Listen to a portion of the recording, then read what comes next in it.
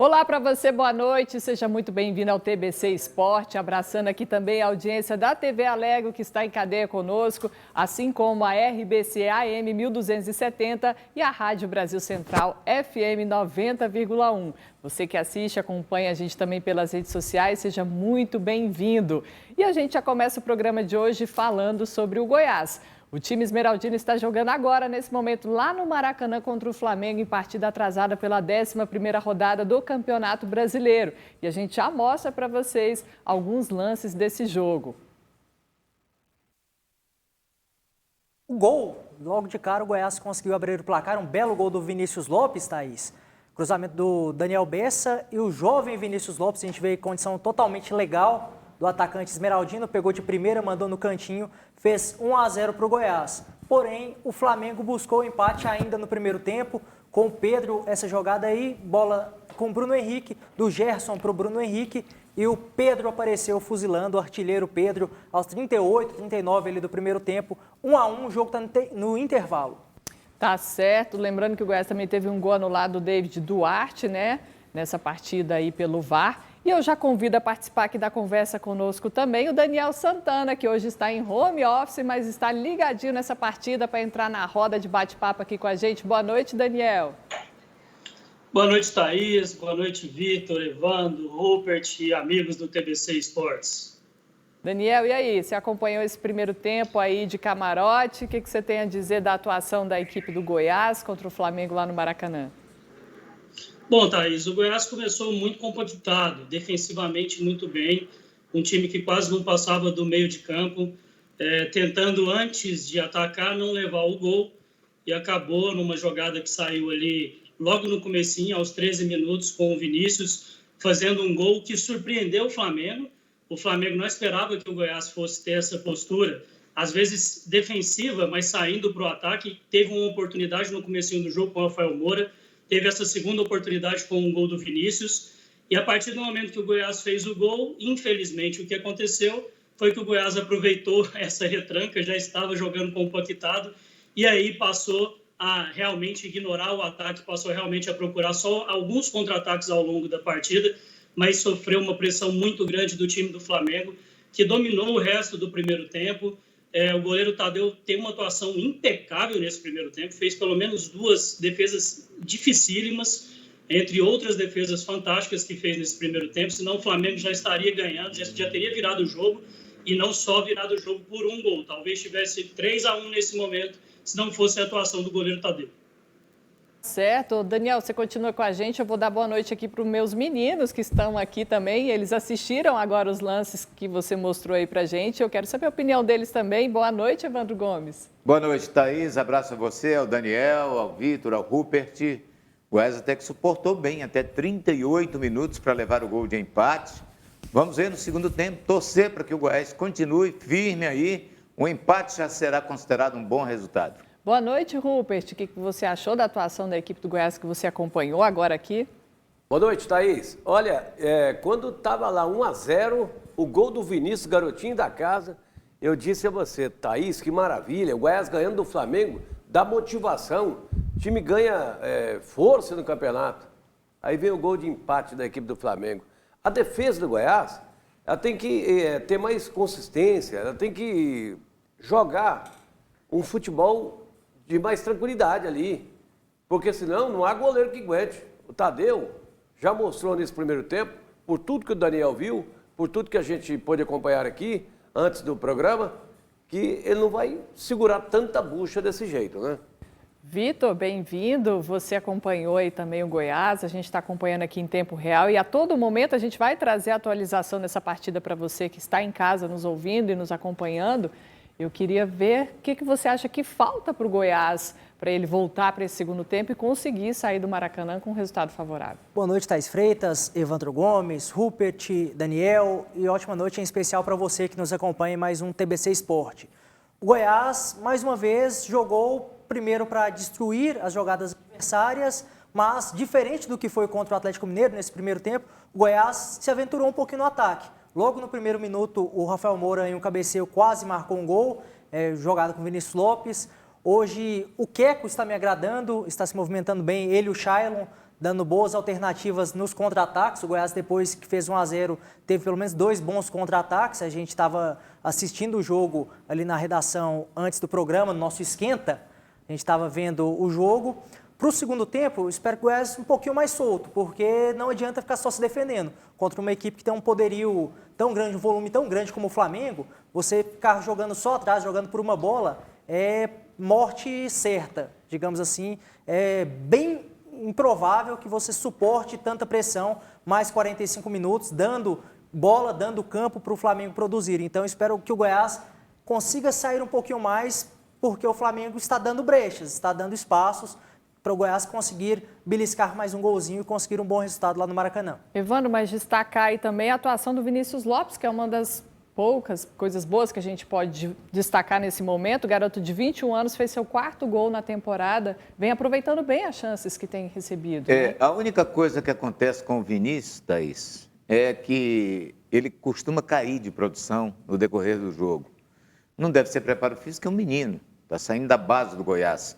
Mas se ele conseguisse manter aquele ritmo acelerado que ele tem nos primeiros 20 minutos, com certeza ele já seria um dos grandes destaques desse campeonato. Porque ele começa muito bem, mas depois some no jogo. E aí o Henderson certamente deve corrigir essa situação dele, porque bom jogador é habilidoso, é veloz. E esse gol que ele fez contra o Flamengo, belíssimo. Difícil de pegar na bola daquele jeito. Verdade. Daniel Santana, você está na linha conosco? Estou aqui, Thaís. Eu queria saber da intensidade do Flamengo nesse primeiro tempo. Está difícil mesmo para o Goiás segurar ali esse volume de jogo? Olha, está difícil. Tanto que eu citei que o Tadeu fez 2 milagres, entre outras defesas bonitas. Eu não discordo do Goiás jogar compactado, de apostar em não levar gols, de apostar nessa defesa sólida. Eu acho que um bom time começa por uma defesa sólida. Para mim, o grande problema é o Goiás, em alguns momentos, simplesmente abdicar da saída de bola. E aí o Vitor citou tanto o Keco como o Shailon, são os jogadores que têm conseguido puxar esse contra-ataque e talvez com mais lucidez no time do Goiás, mas falta muito ocupar também um pouco o espaço do campo do Flamengo. O Goiás joga todo no meio de campo para trás. Isso num time que tem o poderio ofensivo do Flamengo, que tem Bruno Henrique, que tem Gerson, que tem Pedro. É você simplesmente pedir para ser atacado durante 90 minutos, nesse caso 45 minutos, que é o que ainda falta. Eu acho que a postura do Goiás ela é meio certa, desde que o Goiás não abdique totalmente do ataque. É bom lembrar que o Goiás tem já o goleiro Tadeu, o destaque desse jogo, com um cartão amarelo, e seus 2 atacantes, tem o Rafael Moura e o Daniel Villalba, também com cartão amarelo. Isso prejudica o Goiás para esse segundo tempo. Ô Daniel, aproveitando, até porque o segundo tempo já está começando, a gente está acompanhando ele atrás de você na TV, para escolher um jogador, quem que foi o destaque do primeiro tempo? Tadeu, sem sombra de dúvidas. Quando vocês puderem ver aí com mais tranquilidade o primeiro tempo, vocês vão ver que o Tadeu realmente salvou o Goiás. O Goiás, mesmo compactado, mesmo com uma defesa lúcida, o Goiás ainda acabou levando algumas chances de gol do time do Flamengo, que tem um poderio ofensivo muito grande, e o Tadeu salvou o Goiás, sim. Não digo isso como forma de menosprezar o ataque do Goiás, o Vinícius, o garoto que fez o gol. Mas a atuação do Tadeu até aqui não é só o melhor jogador do Goiás na partida, é o melhor jogador da partida até agora. E o Goiás já levou uma bola na trave agora também, com o Bruno Henrique. Daniel, a gente vê você aí com a camisa da seleção, a gente pede você para segurar aí junto com a gente, depois a gente vai falar também da seleção brasileira que joga hoje contra o Peru, mas agora, Daniel, a gente vai mudar de assunto, a gente vai lá para a Série C, porque ontem o Vila Nova venceu o Manaus de virada no estádio Onésio Brasileiro Alvarenga, a gente mostra agora os lances para você. A primeira chance da partida foi do Vila, quando Biancucci levantou na área e Rafael Donato cabeceou, parando em excelente defesa do goleiro Jonathan. Após escanteio de Daniel Costa da direita, Luiz Fernando apareceu livre na pequena área, mas cabeceou sobre o gol. Daniel Costa cobrou falta com veneno e a bola passou por todo mundo na frente do gol, mas não entrou. Aos 15 minutos, Patrick cruzou da direita e Hamilton mergulhou para, de peixinho, abrir o placar para o Manaus. Após calcanhar de Celcinho, Donato, se aventurando pela ponta direita, cruzou, mas Enan não conseguiu cabeceio na área. Fumaça acionou Daniel Costa, que bateu rasteiro da meia-lua, mas mandou para fora. O Vila quase empatou com Thales, que pegou sobra na área e arriscou. com o peito, o defensor do Manaus salvou. Em cobrança de falta rasteira de Daniel Costa, Fabrício espalmou.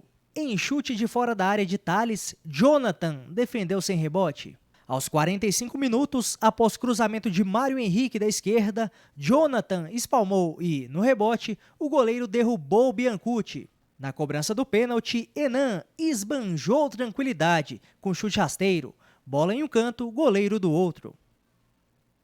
No último lance do primeiro tempo, Pablo arrancou do meio-campo, tabelou com Enan e, na saída do goleiro, bateu rasteiro para fora. Na etapa final, Pablo dividiu na entrada da área e a sobra ficou com Alain Mineiro, que bateu forte, mas a bola passou ao lado da trave. Também de fora da área, Pablo arriscou e Jonathan defendeu sem dar rebote. Aos 31 minutos, Celcinho cruzou da direita e Rafael Lucas se esticou para completar com o pé esquerdo. Virada do Vila Nova no Oba, 2-1. A única chance do Manaus no segundo tempo aconteceu aos 42, com uma bomba de Gabriel Davis. A bola passou perto do ângulo, mas foi para fora. Nos acréscimos, Kaique arrancou pela direita e acionou Alain Mineiro. Porém, antes da finalização do camisa 10, Márcio Passos desarmou com um carrinho preciso. Fim de jogo, Vila Nova 2, Manaus 1. E o técnico Bolívar analisou a partida e comemorou o poder de reação do Vila. Olha só. Eu achei uma boa partida, até porque enfrentamos uma equipe que a gente sabia que ia jogar retrancada, reativa o tempo todo e acabaram saindo só em transições, né? Então o Vila acabou tendo um primeiro tempo em que a gente descuidou um pouco, aonde eu cobro muitos atletas, né, em todos os setores, de repente de encurtar um pouco mais a marcação, de não dar espaço para o adversário, mas tivemos persistência e intensidade para buscar, né, o empate ainda no primeiro tempo e criando inúmeras oportunidades. Eu acho que o Vila hoje fez uma boa atuação jogando dentro de casa, acabou criando inúmeras oportunidades e acabou dando poucas chances, né, as chances que a equipe do Manaus criava eram em chances de bola parada, que a gente sabia que o Daniel Costa é um cara que tem uma boa batida na bola. De restante, a equipe teve um equilíbrio emocional. Eu citei para os atletas o quanto é importante você ter um poder de reação e buscar uma vitória como aconteceu, pela persistência, pela intensidade, pela entrega que todos tiveram. Tá aí o Bolívar iniciar o segundo turno ali na vice-liderança com 19 pontos, Evandro. O Vila fez o que se esperava? Fez. O Vila Nova, ele tem 5 partidas em casa, né? 4 vitórias e 1 empate. Ele vai jogar a maioria das partidas agora, serão 5 dentro de casa, onde foi a primeira. Sim. Então, ele é um time que, na realidade, ontem sofreu uma pressão do Manaus. O Bolívar falou de time reativo do Manaus, quer dizer, aquele time que se encolhe para puxar contra-ataque. E o Manaus não foi assim no primeiro tempo. Mas quando o time do Vila Nova empatou o jogo, o Manaus voltou no segundo tempo. Aí sim, ele foi um time totalmente defensivo para segurar o empate. O Vila foi melhor, evidentemente, no segundo tempo pressionou. As entradas do Kaique e do Alain Mineiro melhoraram o rendimento ofensivo do Vila Nova. O Alain talvez tenha sido o melhor jogo dele depois que ele voltou, entrando no decorrer da partida. Por pouco ele não faz um gol, toma a bola como ele gosta. Depois, o Pablo demorou demais no lançamento para ele, permitiu a chegada do zagueiro para tirar. E o Vila Nova com o Rafael Lucas, né, fazendo mais um gol, mas não sendo tão inteligente. Ficou 11 minutos em campo, fez o gol, foi expulso, levou um cartão amarelo, levou o segundo amarelo, depois o vermelho. Então, ele vai cumprir uma suspensão do cartão vermelho e vai continuar com 2 cartões amarelos. E o Enan machucado talvez seja um problema para o próximo jogo. 2 jogadores que atuaram muito bem no time do Vila. O Enan, que é um grande artilheiro. Os atacantes do Vila agora dispararam a marcar gols, quando o Enan é o Rafael. E o time do Vila ganhou com moral, né? O Pablo fez uma grande partida. O Biancucci, se não foi brilhante, sofreu pênalti no gol de empate. E um detalhe, o Celcinho, bom jogador esse lateral direito, chegou, tomou conta da posição. E talvez o detalhe mais interessante, um recorde que bate o goleiro Fabrício em se tratando de campeonato brasileiro. Tá certo que é uma Série C, mas é campeonato brasileiro promovido pela CBF. Sim. Ele chegou a 595 minutos sem tomar gols, né? Um recorde que tinha o Amauri, goleiro do Goiás, em 1973, quando atingiu 589 minutos. Então, o recorde agora é do Fabrício, goleiro do Vila Nova. A vitória é super importante para o Vila, e o Vila, não tenho dúvidas, que vai chegar classificado tranquilamente. E o mais importante, né, Thaís, algo que a gente projetava ontem, o tamanho desse jogo era para o Vila abrir vantagem para o quinto colocado. Sim. Que é o ponto de corte, é para onde o time do Vila tem que olhar. É o quinto colocado, tem que se manter entre os 4. Conseguiu essa vitória. No segundo tempo, o Evandro até cita que o Manaus recuou muito. Eu fiquei com a impressão que faltou perna mesmo para a equipe do Manaus, porque mesmo quando estava em desvantagem, tomou o segundo gol, estava ali com 31 do segundo tempo, o Manaus não conseguiu chegar. Teve um chute de muito longe de um zagueiro e só. O Manaus não conseguiu, mesmo com a mais, pressionar o Vila ali na reta final. Mas o Vila, mais uma vez, mostrou que é um time sólido, um time bem comandado pelo Bolívar. Ontem não teve o Dudu, mas o Pablo assumiu esse protagonismo ali no meio campo. Fez o que o Dudu muitas vezes faz, que é iniciar as jogadas. O Pablo avançou muito, pisou muito ali na área, nas proximidades da área. Então o Vila teve mais uma boa atuação ontem, por mais que, quando saiu atrás no placar, tenha assustado um pouco, tenha sentido um pouquinho o gol do Manaus, o Vila conseguiu se recuperar. Ainda no primeiro tempo, o gol deu uma tranquilidade enorme para a etapa final e o Vila consegue uma vitória muito importante. Rupert, você acha que o Vila sentiu falta do Dudu ontem? Pelo visto, pelo que mostrou em campo, não, Thaís, mas uma coisa me chamou a atenção. O Vila entrou em campo para enfrentar uma equipe que era, até então, defesa menos vazada do campeonato. O Vila deu conta do recado, foi lá e hoje ostenta essa posição de defesa menos vazada do campeonato da Série C, o Vila Nova.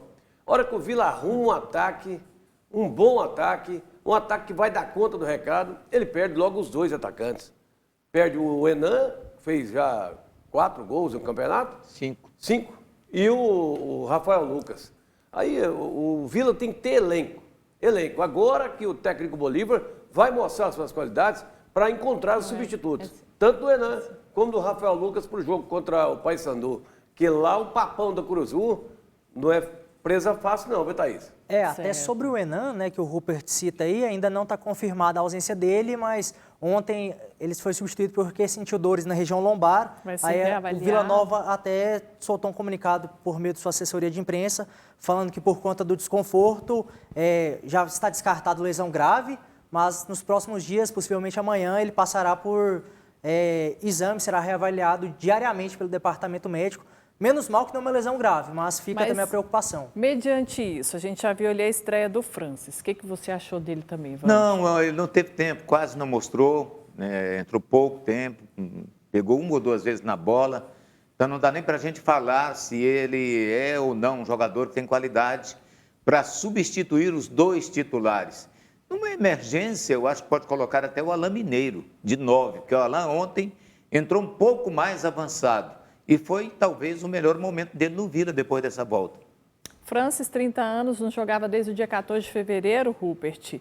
Ele estava atuando pelo Botafogo de São Paulo e aí acertou com o Vila, estava parado, claro, por causa da pandemia. O que você achou da atuação dele? Ele que entrou ali poucos minutos e já tem chance de ser titular mediante possíveis desfalques. Ele vai ter que ter tempo para mostrar alguma coisa, né, Thaís? Porque chegou agora, já tinha um tempo sem jogar...